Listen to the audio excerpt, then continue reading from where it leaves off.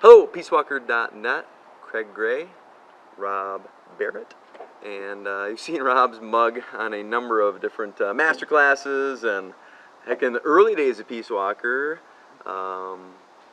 we did some Sparks Continuum stuff, and anyways, I wanted Rob to share a little bit of a case study of his life regarding kind of how things were before Peace Walker, and then how maybe the transition and how the tools have helped you with your personal life and professional life and that type of thing. Rob's a teacher. He teaches junior high and high school kids, and I've been out at school a few times doing some work too. But and how peacewalker.net has been a part of that. Obviously, Krav Maga is a part of Rob's progression as well. Which I'm sure probably is yours, maybe martial arts or Krav Maga, or maybe not. Maybe you were not into that at all, but there is a physical element of the Peace Walker approach, and for some of you it might be martial arts or Krav Maga or whatever. I know Rob's journey is part of that, but anyways, enough of my yapping. I think I'll let Rob kind of take the stage for a little bit about his journey in the Peace Walker perspective. Yeah. So my journey really started with the physical stuff. I was going into teaching. I was fairly small, knew I was going to be going into inner city, so I had this vision playing over in my head of like I have to go in there and like a Western movie or something like that, where I have to help lay down the law.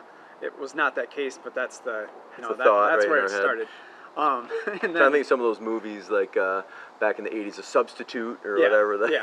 Kid comes up to him, and he grabs his hand, and he flips around, and then everybody else pays attention. Now you just get sued and you lose your job, right? So that's kind of where my journey started, was looking at the physical stuff. But as Larry said in his video, pretty quickly after starting to learn about that stuff, I started seeing these other things that I could apply. And I'm naturally drawn to that. When I see something that is clearly an effective system that can help me out in multiple ways, I want to try to apply that to my own life. And so when I took the first Peace Walker seminar, that really helped me start to see some kind of systems and approaches that I could then apply directly to my own life as well as to academia, teaching really. And kind of before I had started that Peace Walker, I was on the gun shy side of things. My modality is avoid conflict at all costs. I want to please everybody. I don't feel like I was so much a doormat as just avoided all conflict whatsoever. And I've seen that a lot with some of our professional areas, and I'm not trying to throw anybody on their bus, but we live in a very, I think, sophisticated society. Rather non-violent in the big scope of things, even though you might question that because of social media and that. But overall, we live in some of the most peaceful times we ever have lived in. And there's a lot of people who think, well, I just won't go there. Right. Well, sometimes you don't have a choice, right? It comes to you. And especially when you're like your position of working with kids who aren't always hospitable. That's a great term. You can't just go, I'm out here. I really don't want to deal with this, so I'm good. Yep.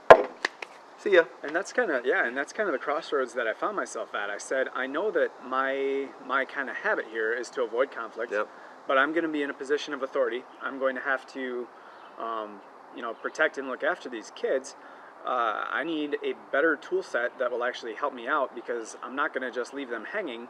And I don't want to. When I'm just thinking, and if Krav Maga is my only tool set, there's got to be something between doormat and kicking somebody in the balls. Somewhere in there, Yeah, because you can only do that once, and then you're done. In their heads, it sounds great. Like, well, my dad was a Marine. He gave me the old Marine two-step, basically. He'd ask me to do something. He'd tell me to do something, and then then it was the consequences, which were not pleasant usually. But real life's not like that, unfortunately. I mean, you've got to be more persuasive. You have to have more influence. You have to understand and have an approach, not just good intentions, but have an actual approach of what the hell are you going to do when things aren't nice. But yet they're not to the degree yet of Krav Magaing them. And it's so funny because people come to me like to learn Krav Maga, which I love Krav Maga. I love martial arts. I love the physical portions of it. well, Craig, what are you going to do when they have the knife against their throat? We can address that. I've got a gazillion techniques to address that, and some of them very fun. Yeah. Some of them not so much fun. But the point is it's not just about the technique of that one incident. It's like you got to look at it as a whole. That would be like saying to someone, you and I are playing chess, and you checkmate me, and I'm like, okay, so how do I not get checkmated? You know, the last move within a whole plethora of moves before that. Yeah.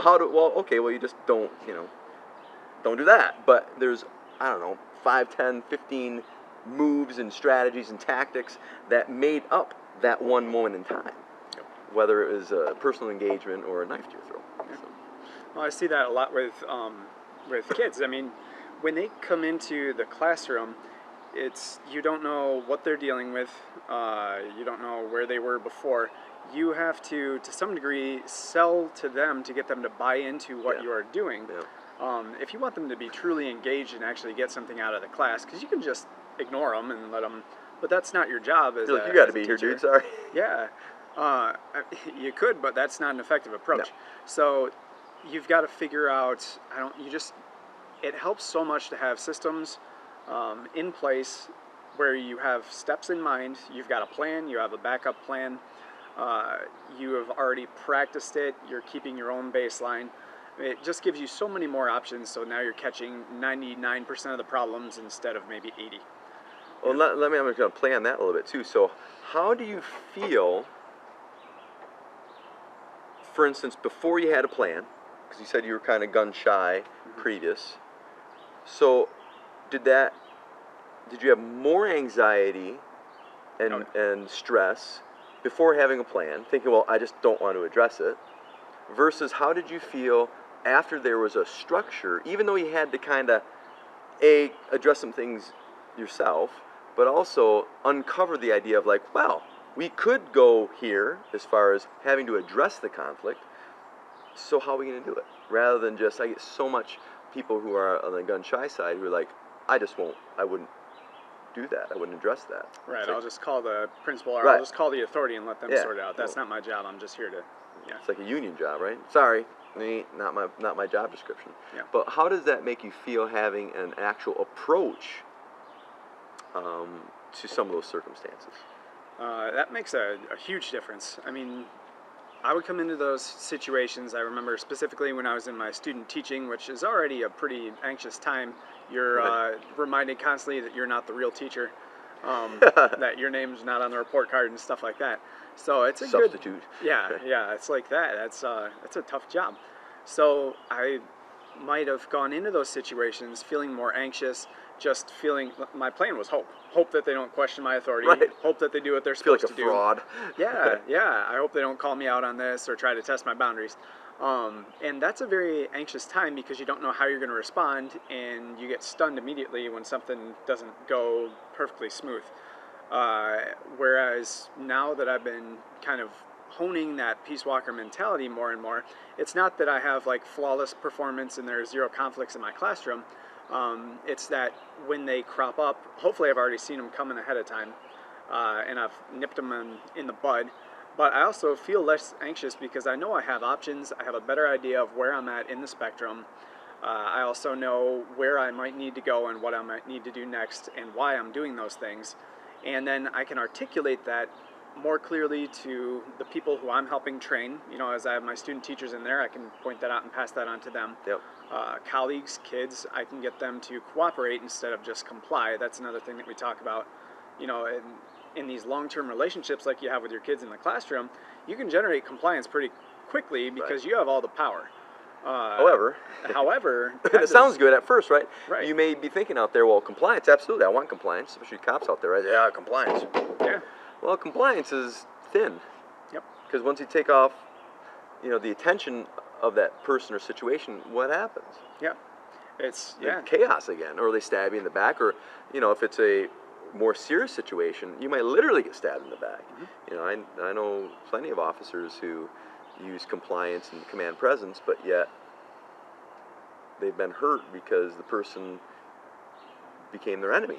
Yeah. Because they once all of a sudden they didn't feel like they had the influence anymore, and the person in question felt that, well, nobody's watching me and I don't have to do it, I'm not going to do it. Yeah. So, matter of fact, the way you did it, I don't like you now because you disrespected me when you were making me do your will or whatever it might be. Yeah. And then on the other side of it, like I said, with the gun shy, you'll see that a lot too, especially with some of the newer teachers, because I don't think they're, well, I know for a fact they're not given specific skill sets when they're trained.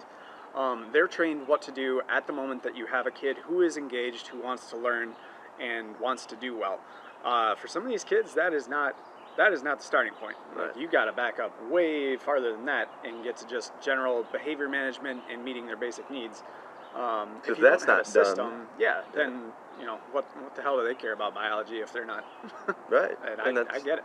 If I don't feel that, and I don't know, you can maybe speak into this a little bit, but so once you had those skills in place, how did that affect the rest of your career? How did that affect your ability as a teacher to really do your job after that point? You know what I mean? Because now, hopefully, you didn't have to worry about that stuff as much. It was much more manageable. How did that affect your performance beyond that? Yeah, I mean, that takes out a huge.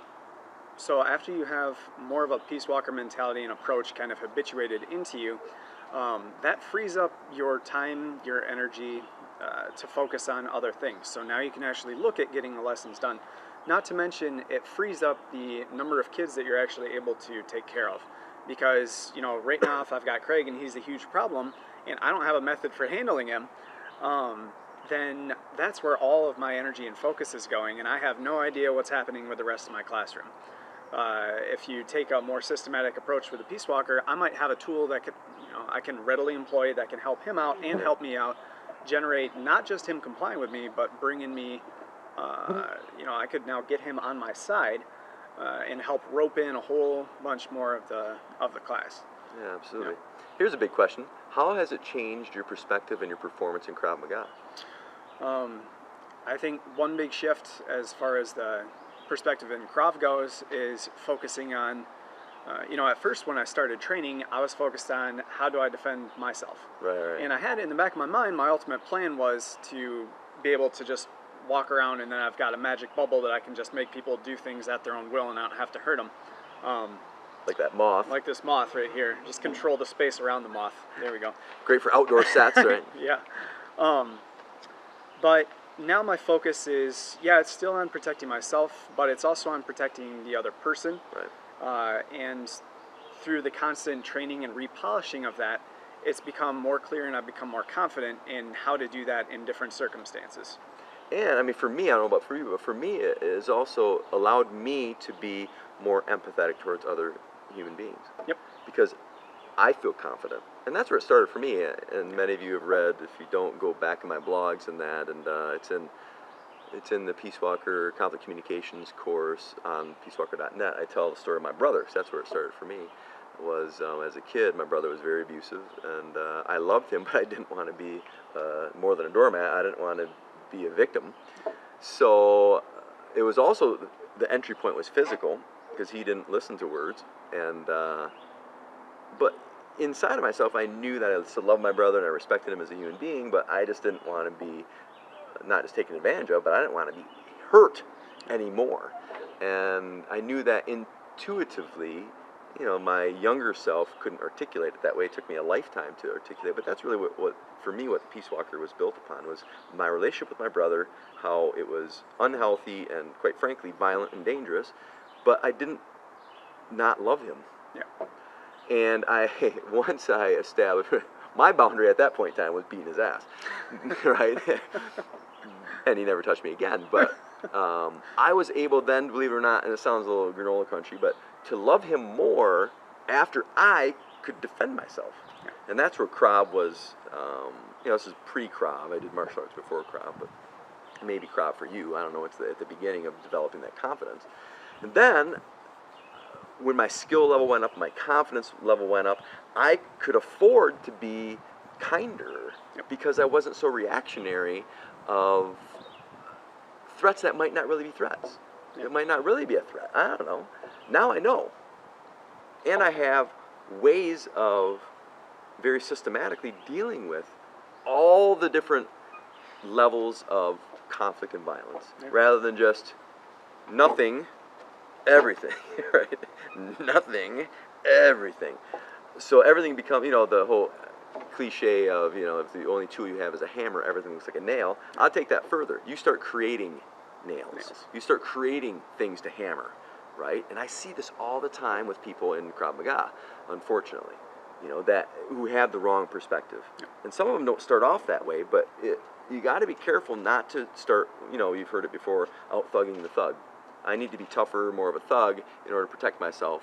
And then a lot of people start off wanting to protect themselves, want to protect their families, and screw the other guy, he's a this or he's a that, and they start to dehumanize very quickly. So then, at first it seems intuitive. Well, of course, this guy's trying to hurt you, you need to hurt him back. Yeah. As time goes on, hopefully you start to see that, wow, that might not answer the question. That might, yes, I want to protect myself. But very much like being a lifeguard, I use that analogy a lot, yes, I've got to be able to swim. Meaning I've got to have, I think, the physical confidence and the clarity to not get taken advantage of, to be able to protect myself. But I'm not in the water to show you how good of a swimmer I am. Yeah. I'm in the water to help protect other people. And that's a huge, I think, differentiation point between the Peace Walker approach interwoven into the Krav approach of, I'm here to protect life.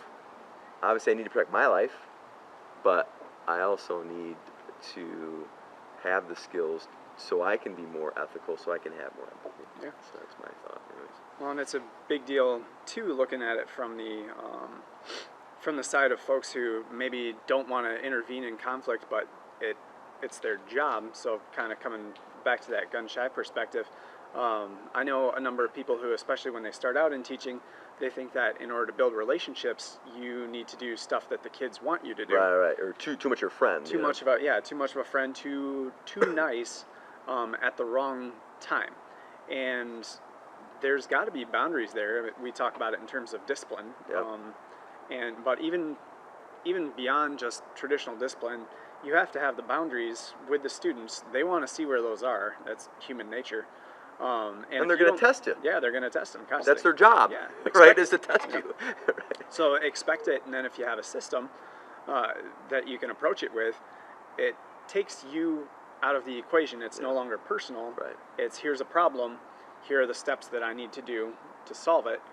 You start to see those red flags, and then you can beat problems before they crop up. Yeah, a friend of mine, a colleague of mine named Joe Lau, one of my Buyu, I don't know if he coined the term, I heard it first from him, adversary versus adversity, right? We had adversity, you're not my adversary.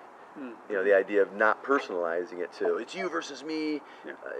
Conflict typically gets very personal, and it can become a power struggle very quickly, and you start protecting the wrong things. Now I'm protecting my ego, I'm protecting this idea of you need to respect me or my position, and it becomes, you need to show respect. Your place is this, and my place is that. Don't cross that line, because how dare you, test my limits and test my authority. Yeah, I gotta make an example out of you because you're the first nail to stick up, so I gotta hammer you down. And unfortunately, what I see with gun shy people is sometimes, let's say the boundary's here, but the gun shy person has trouble communicating that. Yep. So what happens is the levels rise to here, and now you're way over your limit in your basis for dealing with that conflict, so then you turn into that guy, right? Yep. You flip the snap switch because you're up to here now instead of. And then you justify it in your head. Right. Yeah. So, there you have it.